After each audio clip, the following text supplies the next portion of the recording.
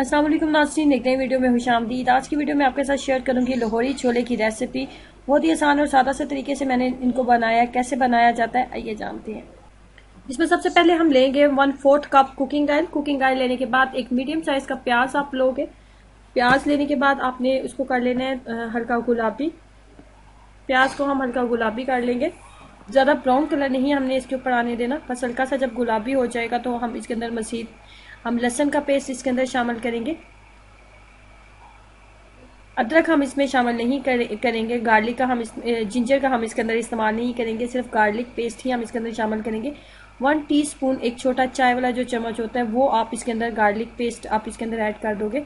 लहसुन का पेस्ट आप इसके अंदर शामिल कर दोगे। जब लहसुन की हल्की सी खुशबू आने लगेगी तो मज़ीद आप इसके अंदर मसाले शामिल करेंगे। सबसे पहले मैंने इसके अंदर शामिल किया नमक। नमक शामिल करने के बाद हम इसके अंदर डालेंगे लाल मिर्च पाउडर। लाल मिर्च पाउडर डालने के बाद आप इसके अंदर डालोगे खुश्क धनिया। खुश्क धनिया का पाउडर था मेरे पास। खुश्क धनिया का पाउडर शामिल करने के बाद हम इसके अंदर डालेंगे जीरा पाउडर।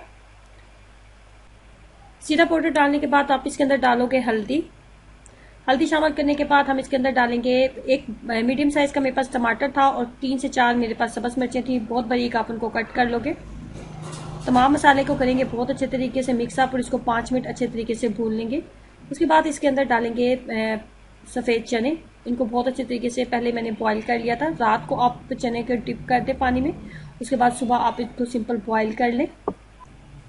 सफ़ेद चने डालने के बाद मसाले के साथ इसकी करें अच्छे तरीके से भुनाई, कम से कम 5 से 7 मिनट। उसके बाद थोड़ा सा इसके अंदर पानी शामिल कर दें और इसको कुछ टाइम के लिए दम के ऊपर रख दें ताकि जितने भी प्याज, टमाटर और सब्ज़ मिर्चें आपको नज़र आ रही हैं ये तमाम चीज़ें पानी के साथ बहुत अच्छे तरीके से गल जाएं। सिर्फ आधा कप के करीब ही हम इसके अंदर पानी डालेंगे और इसको ढक्कन के साथ कवर कर देंगे। जब आपको लगे कि पानी मुकम्मल तौर पर खुश्क हो गया और टमाटर और प्याज वगैरह तमाम बहुत अच्छे तरीके से गल चुकी हैं चीज़ें, तो आप इसके अंदर मज़ीद इतना पानी शामिल करेंगे कि जितना आप इसको थिक रखना चाहते हो, जिस हिसाब से आप ग्रेवी रखना चाहते हो उस हिसाब से फिर आप पानी शामिल कर देंगे। इसकी ग्रेवी को फौरी तौर पर थिक करने के लिए बेसन का इस्तेमाल किया जाता है। बेसन का इस्तेमाल किस तरीके से किया जाता है, 4 बड़े खाने के चम्मच आपने बेसन लेना है और 4 से 5 बड़े खाने के चम्मच आप इसके अंदर कुकिंग ऑयल शामिल करेंगे।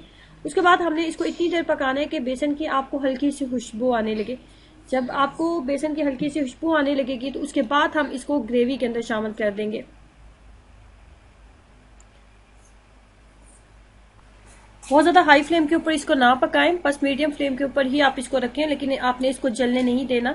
चम्मच को आपने मुसलसल आपने हिलाते रहना है। अगर ये कहीं से भी किसी भी साइड से जल गया तो इसके जलने की जो खुशबू है वो ग्रेवी के अंदर भी शामिल हो जाएगी।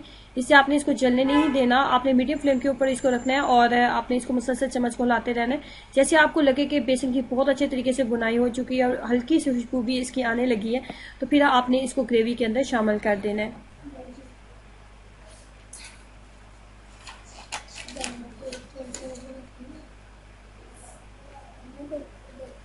जैसे आप बेसन को इसके अंदर शामिल करोगे आप देखोगे कि आपकी ग्रेवी जो है बहुत ज़्यादा थिक हो गई है। फौरी तौर पर ये इसको थिक कर देगा।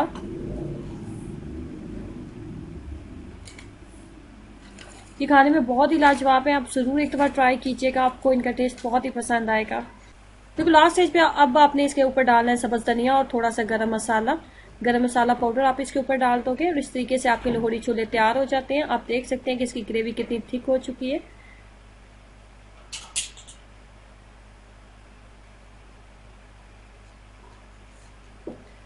जरूर एक दफ़ा ट्राई कीजिएगा और अपना एक्सपीरियंस मेरे साथ जरूर शेयर कीजिएगा कि आपको इसका टेस्ट कैसा लगा। वीडियो अच्छी लगी है तो लाइक करना और चैनल को सब्सक्राइब करना मत भूलें। अल्लाह हाफिज़।